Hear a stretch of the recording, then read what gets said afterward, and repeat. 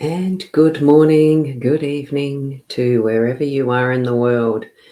It is here in Port Elliot, South Australia, Friday the 18th of March. And we have a dull, overcast day today, in total opposite of what yesterday morning was for St. Pat's Day. So it's quite an interesting thing, the way the weather's turning out at the moment. So we are here for our daily LENORMAND card spread reading. So I'm asking you to tune into your psychic senses, your intuitive essence, and the connection that you might have with your spiritual realms. So in whatever way that you like to receive your messages, do tune into that, tap into it, and away we go. Here are the cards. Good morning, Rena. Lovely to have you here this morning already so soon. I didn't leave the intro on for very long because I sort of felt, I don't know that I see much of the point of that at the moment. If there wasn't any birds in the bird bath, there's not much to see in that intro. So, and good morning to you, Deb, as well. Lovely to have you here. Now, I have got the cards here this morning, laid out ready. Here is the owl card, as I usually open with. It is the owls, and it's just because it's not what you're expecting doesn't mean it's not everything that you've been waiting for. And look at that beautiful trio of owls, owlets, whatever they... Actually, I'm not too sure what the young ones are called. They look like they're young ones, but isn't it gorgeous how that loving cuddle is happening there in the middle? It just, it really is a lovely card. So there we go for our owls. Now, the next deck that I've discovered, and I did a little unboxing of this one yesterday, day before, Wednesday anyway. So, good morning, Kim, on your way to work, you're driving, I can see the emojis, or about to drive.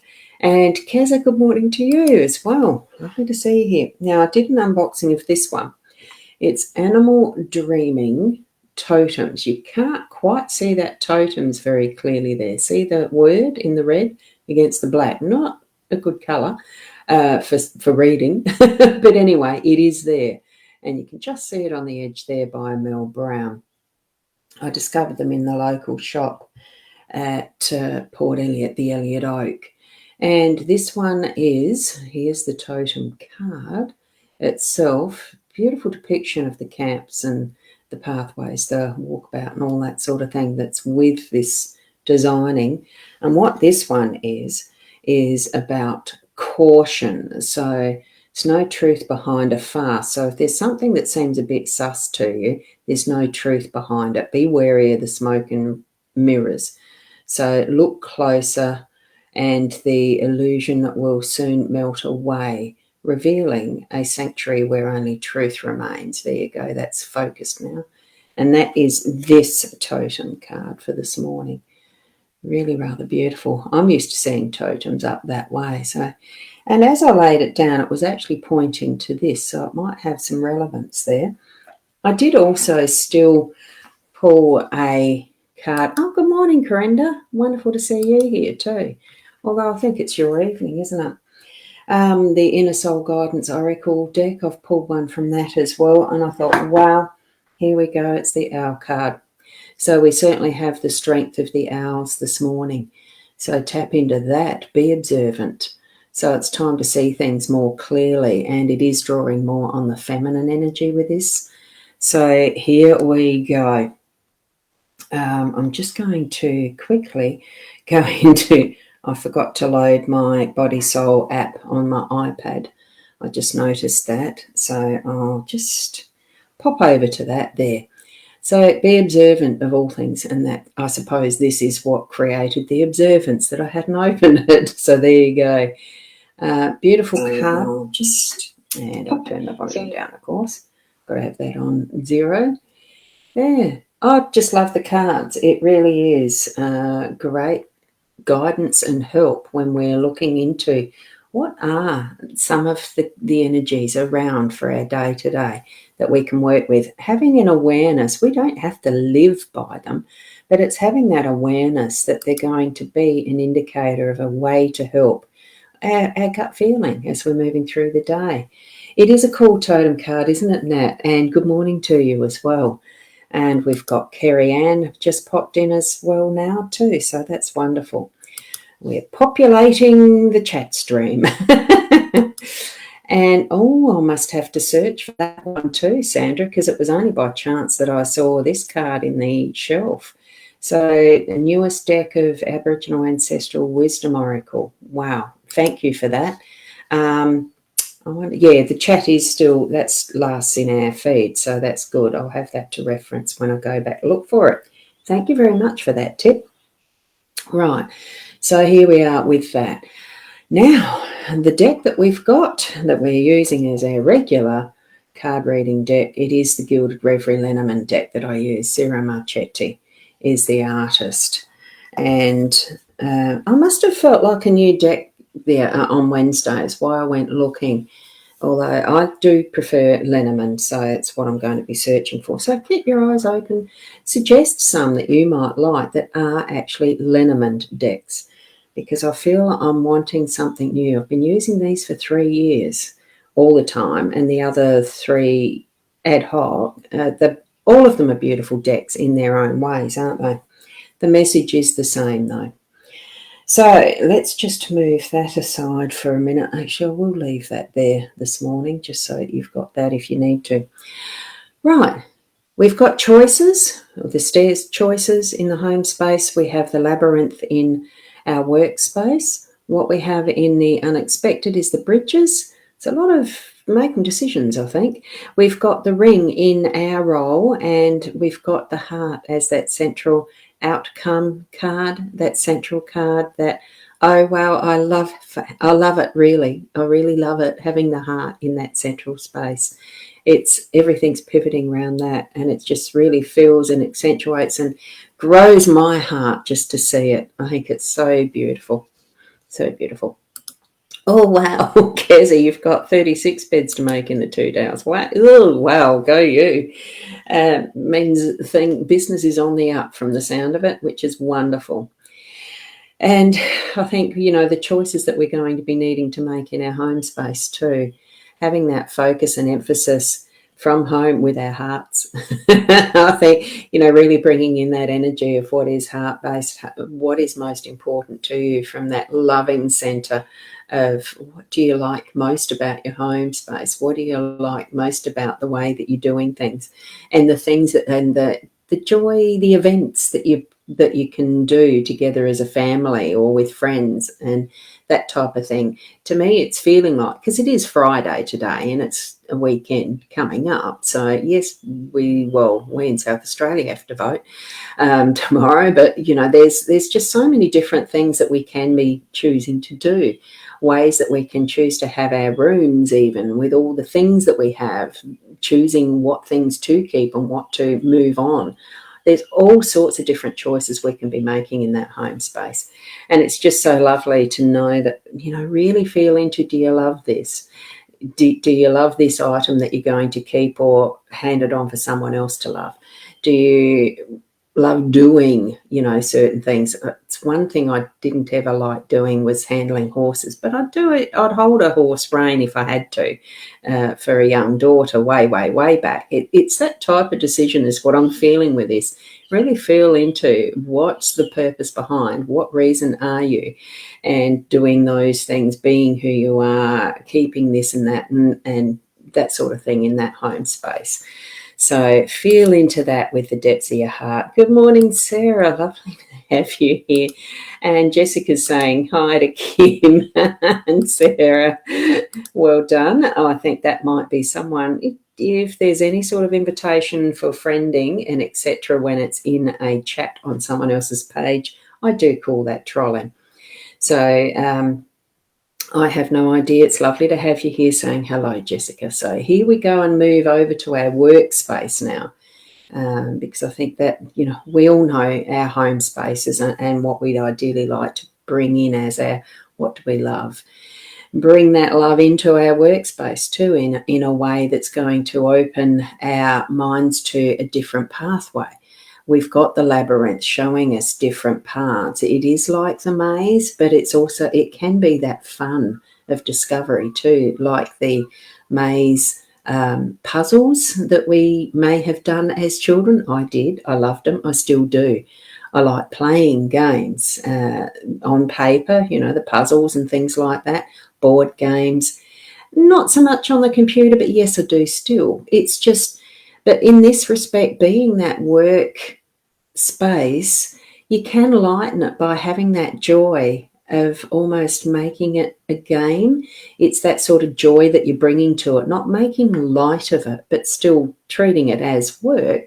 But it's something you enjoy doing, and you're looking forward into what's the next thing and discovering that new pathway.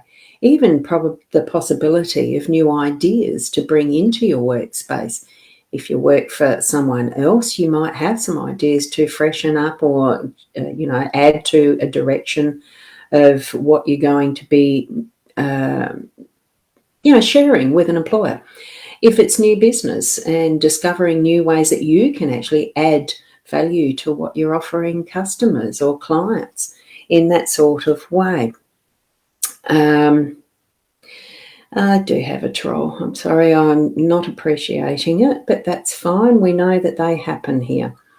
Thank you to those who can sense that and do the right click or hold on and do the spam and the block or whatever else you need to do to report them, because that's definitely one. So I'm just going to flip over to there and make sure that that one's going to be out of the action.